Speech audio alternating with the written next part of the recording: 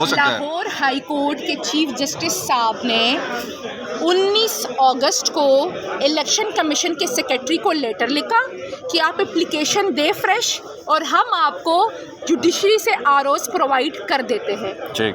जो election commission है वो लेटर छुपा के बैठ गई, उनको था, और उनने अपनी तरफ से जो अपना सिस्टम डेवलप करने की कोशिश की, और फिर उन्होंने कहा कि जुडिशरी चूंकि हमें आरओज़ नहीं दे रही है, जुडिशरी ने इनकार कर दिया है, तो हम ब्यूरोक्रेसी से आरओज़ दे रहे हैं। सही है। उस वजह से हम पिटीशन में गए कि जी जुडिशरी तो दे रही है, क्यों गलत बयानी कर रहे हैं। उन्होंने स्टे दिया और उन्होंने कहा कि जुडिशरी जो 1988 से एक प्रोसेस चल रहा है, हम वही प्रोसेस अडॉप्ट करेंगे और आरओज़ जो डिस्ट्रिक्ट एंड सेशन जजेस है उनको लगाएं। अब यहाँ पे आनन फानन बेंच केस लगा, बेंच लगे, आप करने का भी सारी कार्रवाई है। सही है। फिर भी पीटीआई को मोहरत इल्ज़ाम ठहराया जा रहा था कि पीटीआई देखिए